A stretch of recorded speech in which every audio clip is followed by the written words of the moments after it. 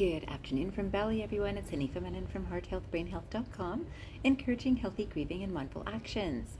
Today, I wanted to talk and elaborate on a very central concept in the Vedic tradition, and something that I have talked about I'm going to say years ago, but many videos ago for sure. And this is this term called Tat Tvam Asi. And any of you who might know or be familiar with Vedic scripture might know this idea. And it means you are that. So I thought I would start with this first quotation, try to help you understand this. And the reason for the inspiration behind this video is because I went to what's known as the Mother Temple in Bali very recently. And it was such an interesting experience of completely different than what I thought it would be, but such an important stimulus for self-reflection and introspection and contemplation.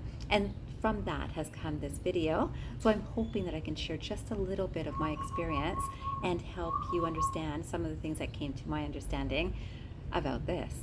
So this particular quotation says, ego identity is the object of experience. The subject is always the supreme being, untarnished, pure, and infinite possibilities, eternally and now. You are that. Tat Tvam Asi. Now this is by Deepak Chopra.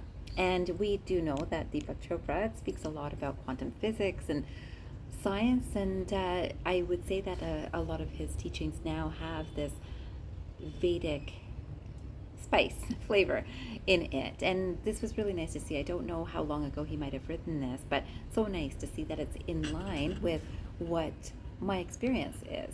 And this is, again, things that have been taught in Bhagavad Gita for sure, which is one of my favorite texts, but it is also the same as what many scriptures tell us about, but in slightly different ways.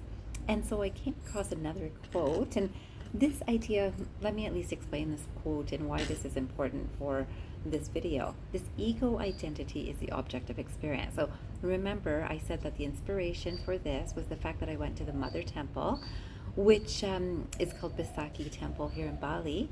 And it's huge, huge, huge. I read that it was one of the largest temples, or it is the largest temple in Bali right now, and probably for some time. But I will say that I was drawn to it, so I only really visit temples that I am somehow called to through meditation and contemplation, some sort of guidance.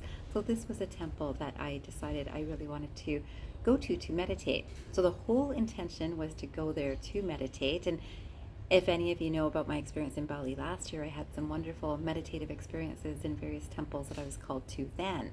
This time was very different, and it was so interesting because this was the mind that was thinking that, this is what I'd like to do. One could say this is the ego identity. This is what I'd like to do. I want to go to this temple because I've been called and I want to meditate.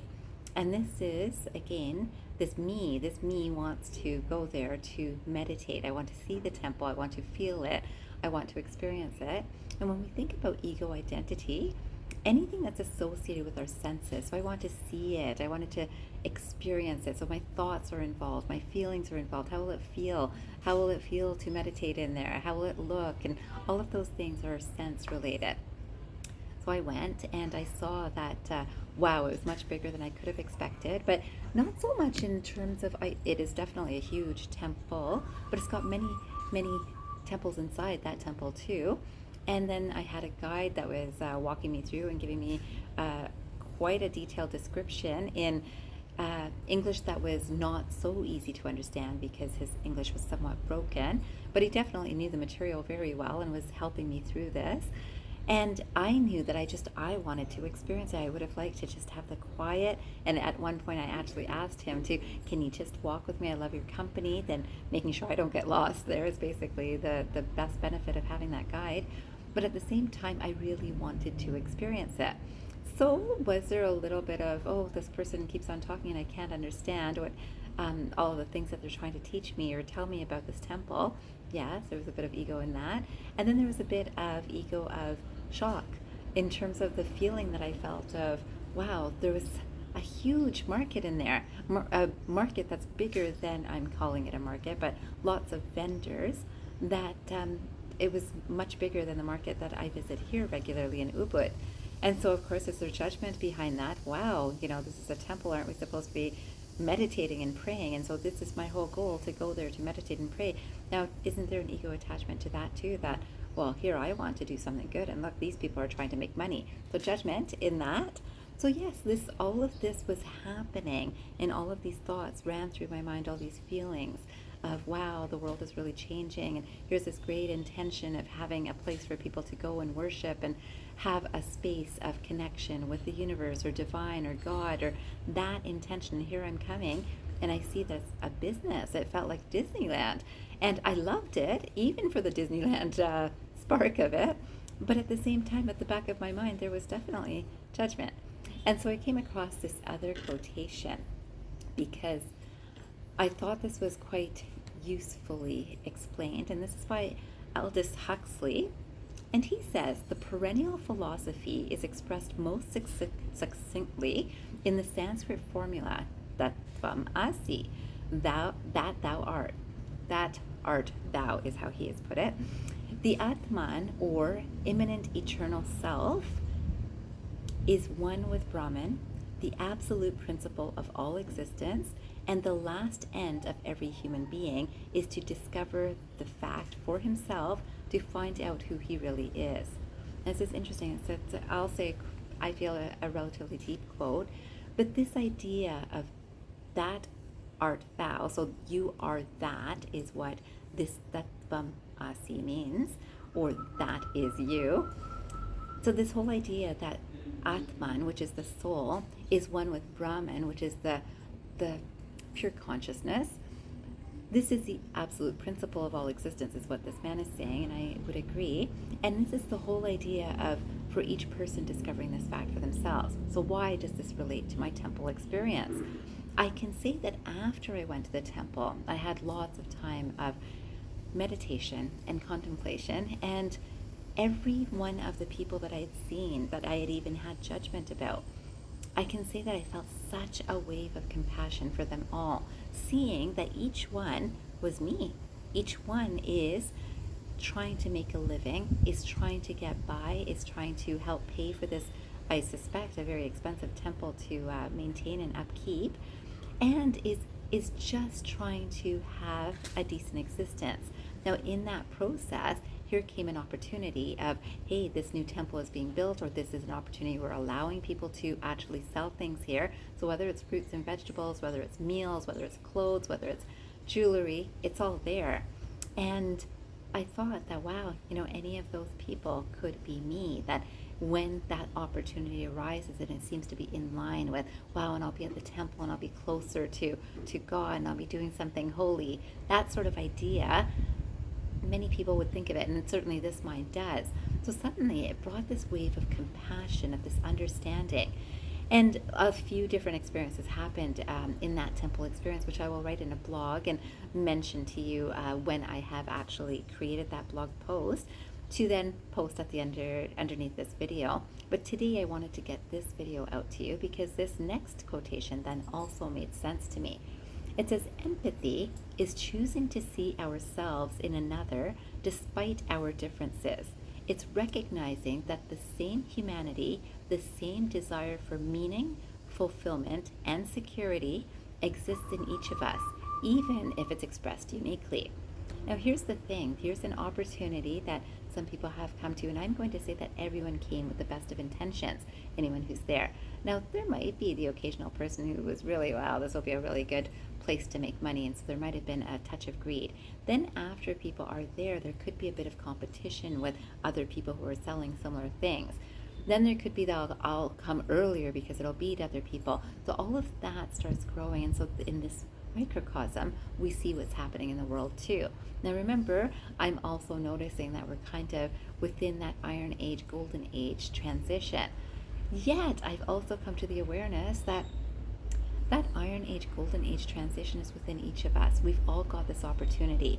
And this, part of this oneness feeling, is that recognition of everyone is me.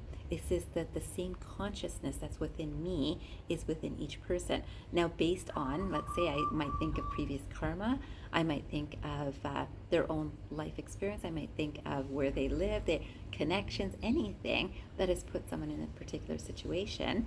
If I had exactly their experience, I'd probably be doing exactly what they're doing. So this awareness made me extremely empathic about this and compassionate about this experience.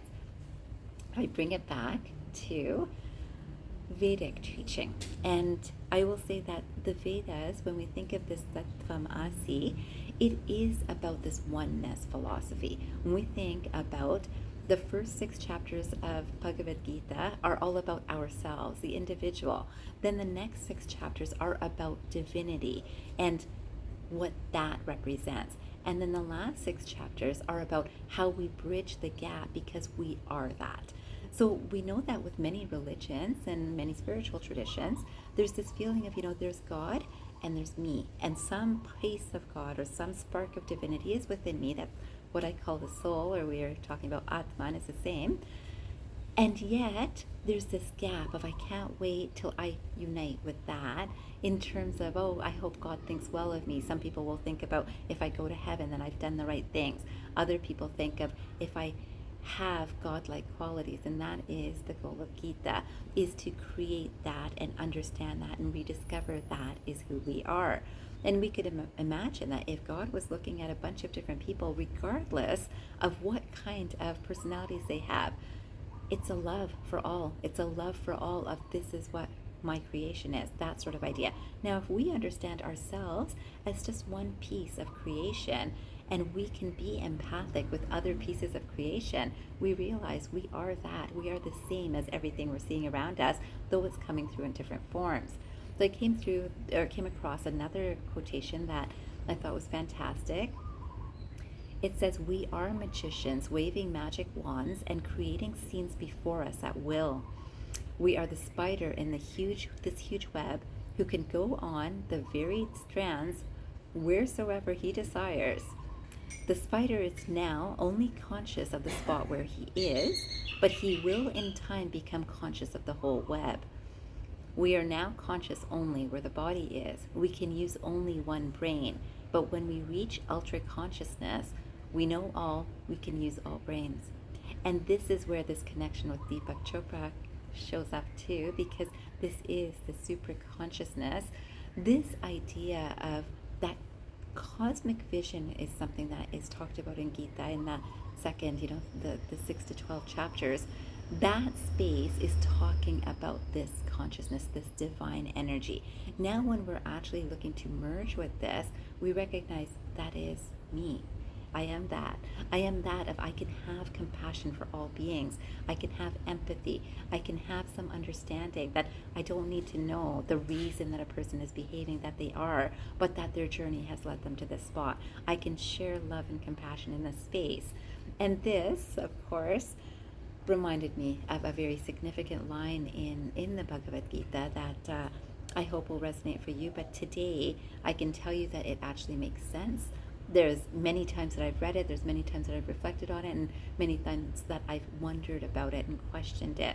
And I'm going to share it with you right now. It says, "By me," this is Krishna speaking in the Bhagavad Gita, "in my unmanifested form, this entire universe is pervaded. All beings are in me, but I am not in them." And this is what I feel.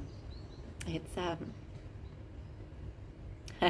touching when you can see that you can experience that all things are in our heart, that if we really feel, we care, we have compassion, have empathy, it's within us that we are. These all things that are around us are within us. I can look at a flower, and if I'm looking at it, it's in my mind how I'm thinking about it. I think it's beautiful, and that's within me, but I'm not in that. So that awareness of how much we can take in and love and notice the divinity of it all is a beautiful space. And it's the message I'd like to leave you with this in this video. And this, of course, will also bring us back to Shakti power, which I will talk a little bit more in future videos too. But recognize that as we build up Shakti, this is our powers, we are beginning to merge with that divine, because we're thinking and feeling and expressing and appreciating the peace, the knowing, the love, and the compassion that comes from divine. I wish that for all of us. I wish you a fantastic day ahead, and I hope you remember, transform your mind and transform your life. Have a great day or night, everyone.